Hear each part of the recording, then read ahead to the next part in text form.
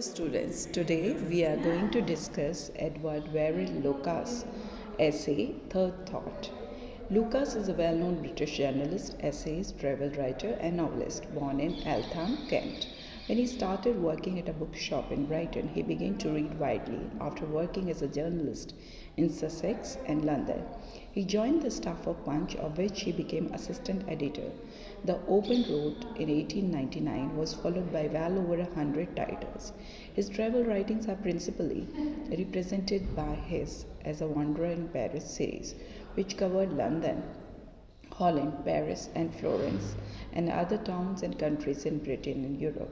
His light and urbanly fluent style, which he claimed to have developed by translating Maupassant, was adequate to essays on a remarkable range of subjects. Collections of such pieces include Listener's Lure, Old Lamps for New, and A Rover I Would Be. He also published introductory studies of painters, among which are Vermeer of Delft and John Constable the Painter.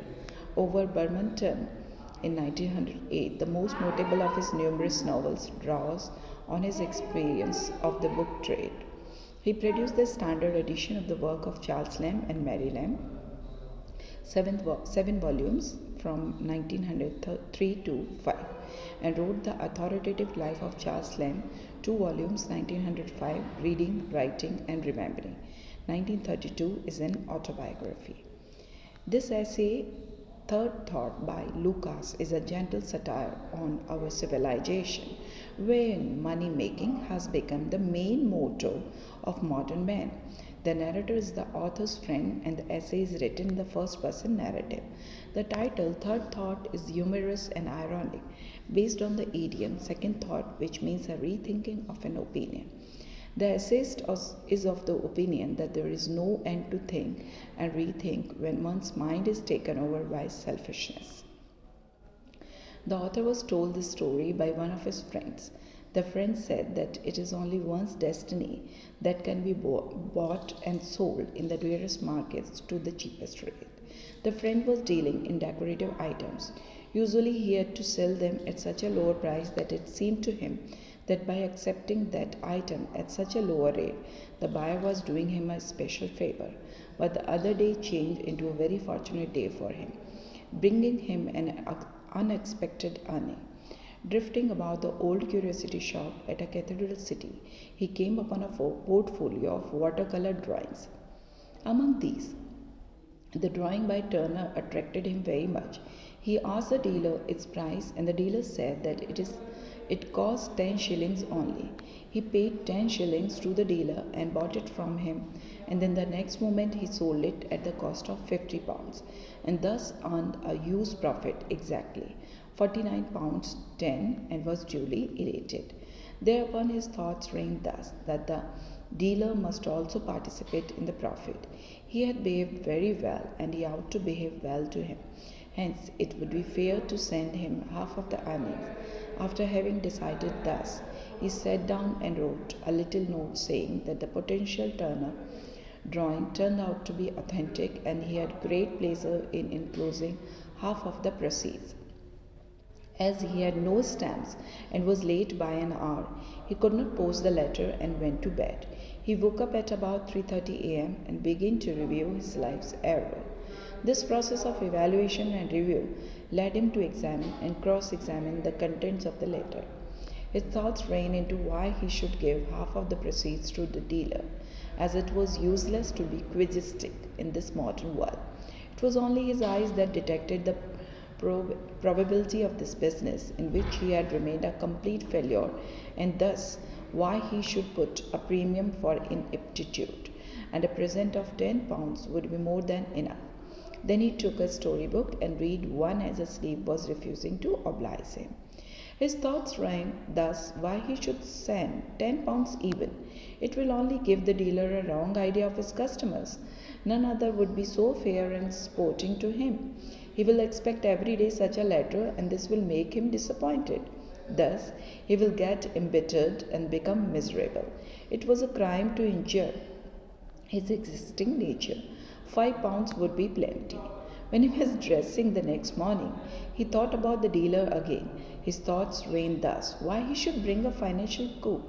in his life by giving such a large part of money away, and he should control his feelings. At last, he decided in favor of spending £1 with a brief note.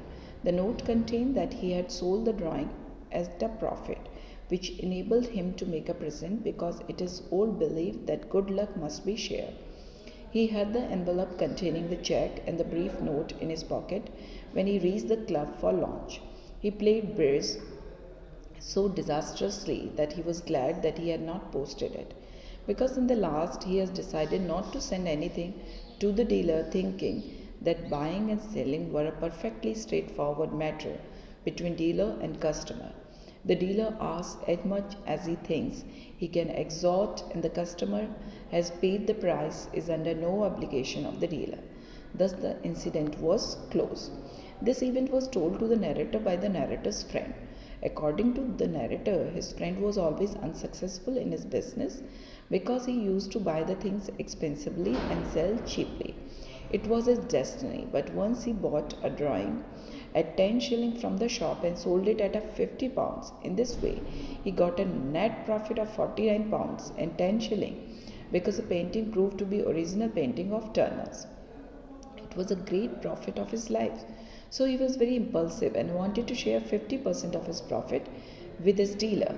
But suddenly he thought that he was doing something wrong. He did not like to give him money and change his mind. Then he decided to give only £5.